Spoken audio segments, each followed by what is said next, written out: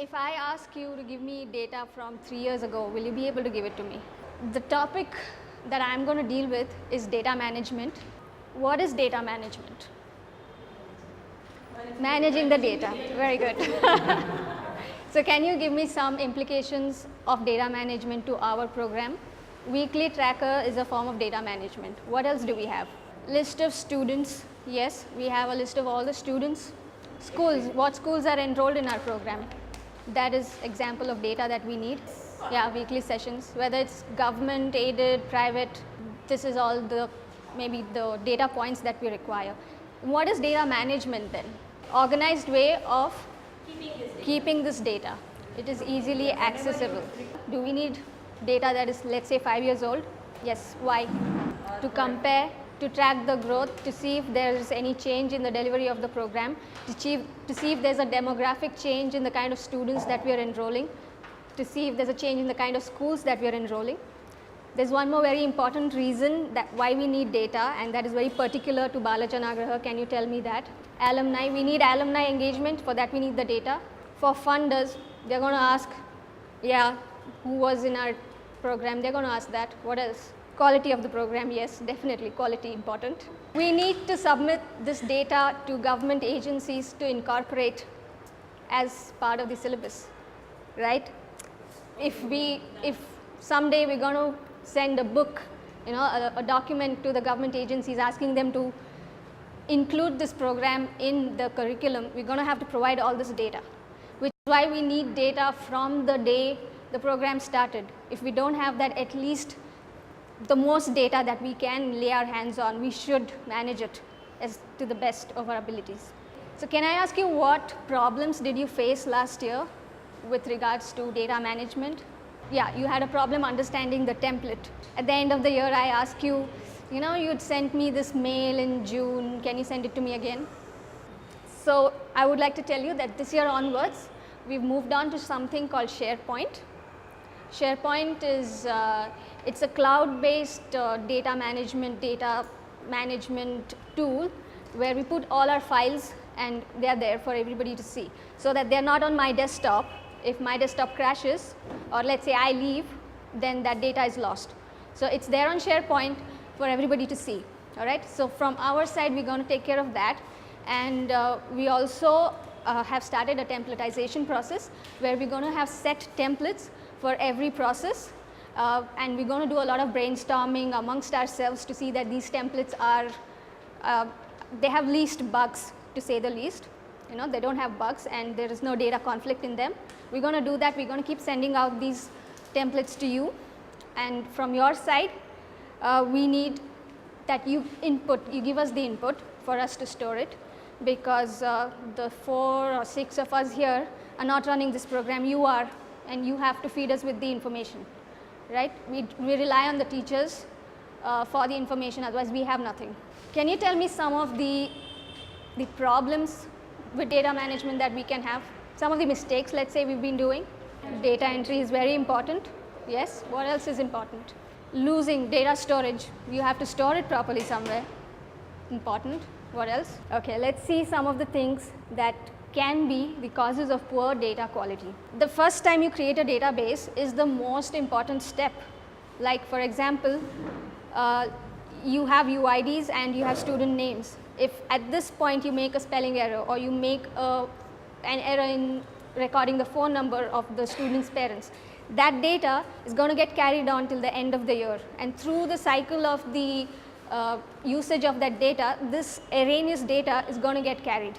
So the first time you do the data entry is a very critical step, and we need no conflict here. The UIDs and the student names, the phone number, whatever it is. Once the template is set, even though how good the template is, if the entered data is not good, it's still poor data, right? So that's data entry quality. Process quality. What do we understand by process quality? We have done an excellent job of entering the data, but we don't know how to store it. We do that first step and then we lose that data. It's not retrievable. That is a process flaw, right? Last year we had Google Docs, and we know there were some problems with Google Docs. What were they? People's work was getting erased when others used it. things like that. These are process flaws, all right. Identification quality. What do you mean by identification quality?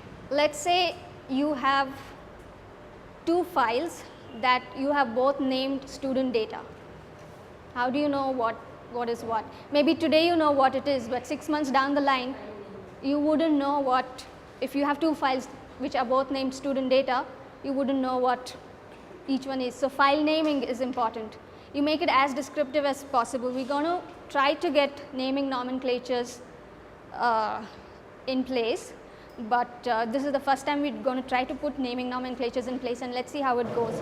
But from your end, you have to have your own system for storing data, so that if I ask something, you will know which data we're talking about, and it is easily accessible to you.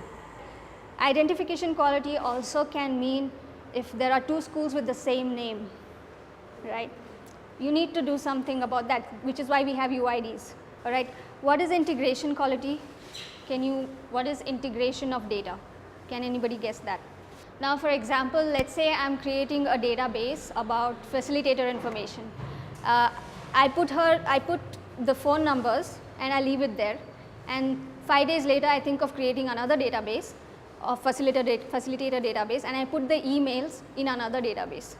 That does not make sense. So all data pertaining to a particular thing has to be in one database. So your school data, your POC, your principals, the student data maybe has to be in one area, all right? So usage quality. What is usage quality? You could have done an excellent job of collating something, of documenting something, but let's say you send it across to somebody and that person is not able to understand. So that's a problem with usage. So the data presented should be as intuitive as possible, because throughout the year we're going to you have to understand that we don't sit here in the same office, and there will be times when you will have to generate data on your own, maybe without being provided templates. So the onus is on you to try to present that data in the most intuitive form as possible, right? That is user quality. Aging quality, how is it relevant to our program? What is aging quality of data? How old is the data? For example, I cannot use last year's data for this year. It is last year's data. Also, if there is change in the data, let's say you have some students leaving your school, that has to get updated. It has to be intimated that the student is no more with the school, because let's say when we do post-program survey, we will think this person has done pre-program, where is his post-program? So updating the data through the year, deletions and additions like the voter list, we need to do that. What do you think are some of the things you have to keep in mind while storing your data or while creating your data? Keep backup. Yes, you need to back up your data. How would you do it? If the data is not too much, you can put it on your mail. So basically you have to come up with your own plans to keep your data safe, because once it comes to us, we will of course be putting it on the server, but from your end also you should keep as much data as possible, and which is readily accessible. So the location is important. You need to store it somewhere where you know that it is there. It cannot be somewhere on the hard drive, right? You have to know where it is. Maybe you can form a folder architecture where you know what is where.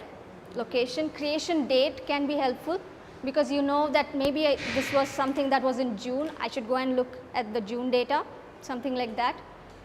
Person responsible. This was again the Google Docs, that the problem that we faced with this was that everybody was responsible for that one database. We had too many people using one database, and that is what went wrong. So maybe you should not have two people tinkering on the same database, and if it is on a common shared folder, we should put proper responsibilities and proper permissions on it, all right? Type of contents. Maybe one way to store your data would be type of contents. You put all photographs in one place. So let's say I said, can you give me those photographs that were taken during the Civic Fest? You know where they are, just to give them, all right? Or media files. All videos could go into one folder or something like that. Access conditions is the same, giving permission. As facilitators, what can you do to help us, apart from this, of course? So you can, whenever you send any data, maybe you should do a dipstick checking whether there are some errors in it, all right? like maybe if you have 50 students, you say, okay, I'm going to check 5 entries. Out of 50, I'm going to check 5 entries. And if you see that too many errors are there, you will know that maybe something is indeed wrong with the data that I've entered and I need to do a recheck. All right. Then backing up is important. Although it comes to us, you should ideally keep a record of whatever was sent to us. That is just the best practices. Everything that we have comes from our facilitators, and we would like you to put in that extra effort. I know you are teachers and here teaching is your passion, but I would also like to tell you that put in that little bit extra to maintain the data, because without that data we don't have anything to work with.